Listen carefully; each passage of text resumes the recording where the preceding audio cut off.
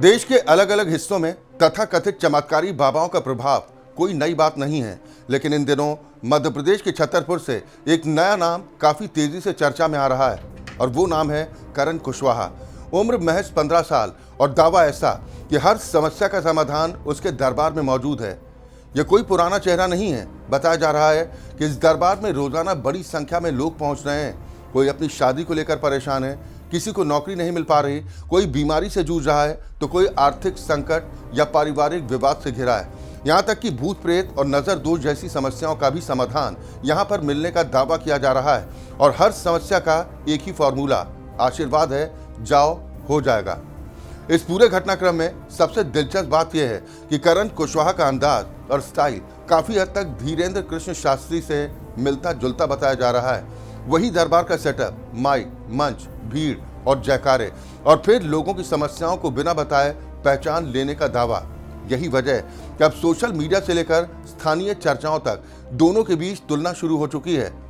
कई लोग इसे एक नई प्रतिभा के तौर पर देख रहे हैं तो कई इसे खतरनाक ट्रेंड बता रहे हैं। सवाल उठ रहा है कि आखिर 15 साल का एक किशोर इतनी बड़ी बड़ी समस्याओं का समाधान कैसे दे सकता है?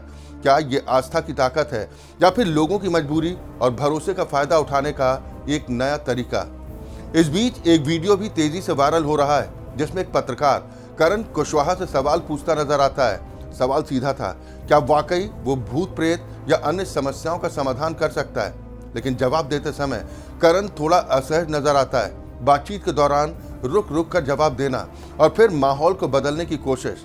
इस पूरे घटनाक्रम ने कई नए सवाल खड़े कर दिए हैं। विशेषज्ञों और समाज शास्त्रियों का मानना है कि इस तरह के दरबार अक्सर उन इलाकों में ज्यादा पनपते हैं जहां पर शिक्षा, स्वास्थ्य और न्याय तक लोगों की पहुंच सीमित होती है।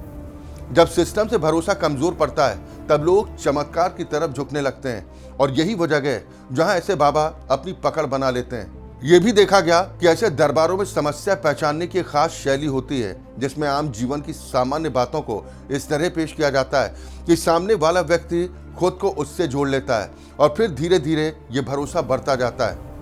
ये एक तरह की मनोवैज्ञानिक प्रक्रिया भी हो सकती है जिसे आम भाषा में कोल्ड रीडिंग कहा जाता है। सवाल यह है कि अगर इतनी आसानी से हर समस्या का समाधान संभव होता तो क्या अस्पताल, अदालत, नौकरी देने वाले संस्थान या सरकारी तंत्र की जरूरत ही खत्म नहीं हो जाती?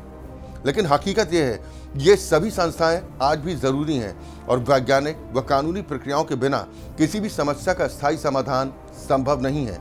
इसके बावजूद करण कुशवाहा का दरबार तेजी के साथ लोकप्रिय होता जा रहा है, खासकर ग्रामीण और आर्थिक रूप से कमजोर तबकों में जहां उम्मीद और चमत्कार की चाह सबसे ज्यादा होती है। यही वजह है कई लोग इसे आस्था का विषय मानकर समर्थन कर रहे हैं, जबकि दूसरी तरफ एक बड़ा वर्ग इसे अंधविश्वास और धोखे की श्रेणी में रख रहा है। फिलहाल ये साफ है कि छतरपुर से शुरू हुआ ये नया बाबा ट्रेंड अब केवल एक स्थानीय घटना नहीं रहा, बल्कि सोशल मीडिया के जरिए देश भर में चर्चा का विषय बन चुका है।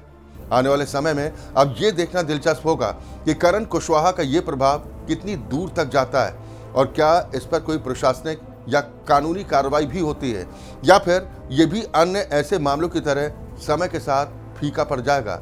लेकिन एक बात तय है, जब तक समाज में समस्याओं का स्थायी समाधान कमजोर रहेगा तब तक ऐसे चमत्कारिक दरबार लोगों के बीच अपनी जगह बनाते रहेंगे और आस्था और अंधविश्वास के बीच की बहस यूं ही जारी रहेगी और कहीं ना कहीं दूसरे को दोषी ठहराया भी नहीं जा सकता।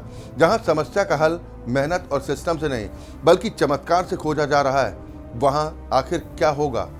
सवाल करण कुशवाहा या धीरेन्द्र कृष्ण शास्त्री का नहीं है, सवाल उस भीड़ का है जो हर बार एक नए सरकार के सामने सिर झुका देती है। याद रखिए, आस्था अगर समझ के साथ हो तो ताकत बनती है, लेकिन आंख बंद करके किया गया भरोसा अक्सर किसी और का कारोबार बन जाता है। अभी कुछ दिनों पहले भी हम सभी ने देखा अशोक खरात एक घिनौना व्यक्ति क्या कर रहा था।